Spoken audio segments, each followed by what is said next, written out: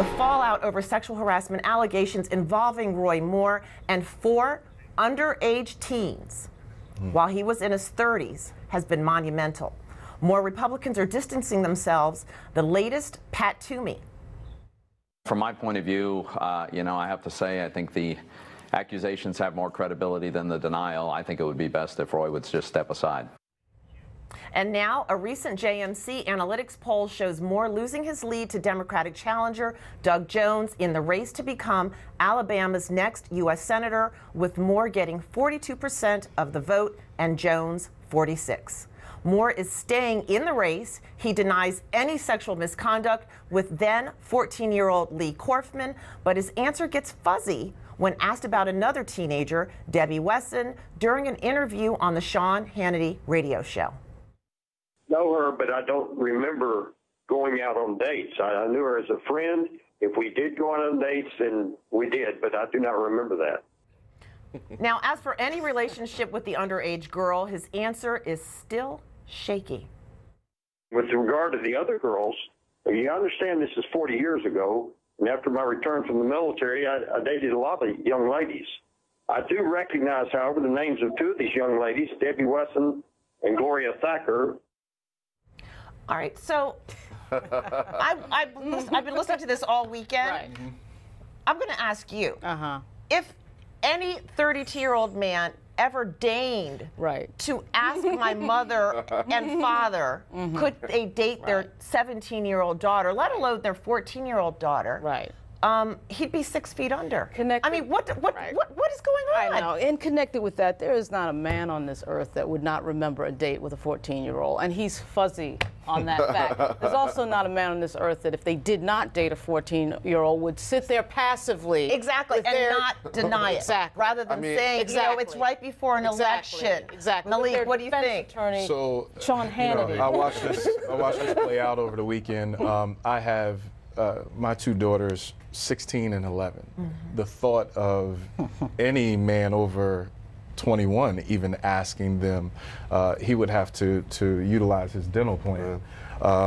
And so that's the first telltale sign that he would even try to sell a concept that he asked for permission. And even if you received permission, still, it's off the scale in terms of moral constructing. And sickness. Yeah. Sickness. Eugene, Absolutely.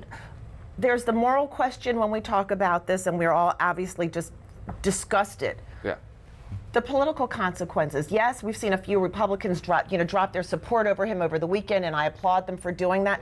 But what are the rest of them waiting for? Well, I think it's been more than a few. The NRS. Tax reform. Tax reform is more important than the alleged rape of a 14-year-old. And the Senate loses a vote. They got a problem. It's a couple things here. The NRSC and the RNC have both cut off all fundraising ties with them. They pulled all material support on the ground. Folk like Mike Lee and Sarah Danes have, verbally asked for their images stop being used in any fundraising solicitation with the campaign or outside of the campaign. Personally, I think this is absolutely despicable. I think the party needs to properly distance themselves. But the issue is this. Our guys in the D.C. can do all they want.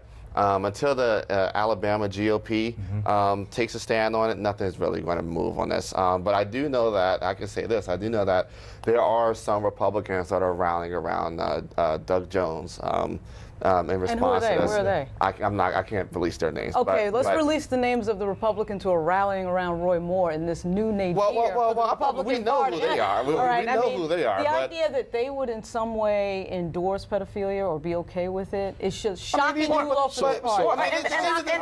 And the statements that are saying, that people say, like, if it is true, what is it? That's actually even less. When you have a state auditor say, Marion Joseph. Yes, Joseph, right? Preach. And Mary and Joseph produced Jesus, so therefore it's okay. Please come and knock on my door and rape my 14-year-old daughter. Roy Moore's own words. Hey, let's apply logic to this. If a woman's of age, you're not asking her mother for permission. So the fact that he's come out and said, well, I wouldn't have done it unless I asked for her mother for permission, is an admission of guilt that, hey, this actually did take place. Maybe not in this specific instance, but it's taking place. Why? Because I felt the need to ask her parental unit, her parental guardian, her legal guardian, for permission to date her. I'm going to repeat that. I just want to repeat that. I'm going to look at the camera and say to our audience, you heard it from Eugene, and I second that. When you say I asked a mother or a father for permission to date their underage daughter, it is an admission of guilt. Victoria, the president's reaction. Oh, I'm sure Roy Moore will do the right thing. I mean, he did give us, you know, P-Gate, the pussy grabber himself in chief. What do you think about the president's reaction? I think the president is amoral. We know that. We knew that before he got into office. We've known that for years. It's nothing new that Donald Trump has no big visceral reaction to morality one way or the other. And his eyes. You know, more action. This is about the fact that this tax vote is going to probably come down to one vote. And it's going to come down to the Senate trying to rush that vote before this election. Because... What do you think?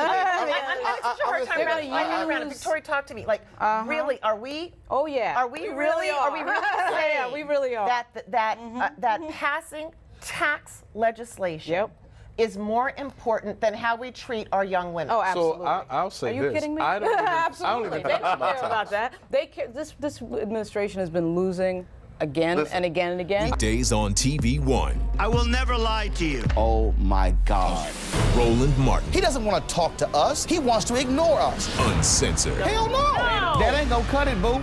Unapologetic. No, that is fundamentally false. You are wrong. Unfiltered. He wants an America where we all look alike. He ain't talking about black people. Unrelenting. You better go work out, because you got a fight on your hands. NewsOne Now with Roland Martin. Weekdays at 7 a.m. on TV One.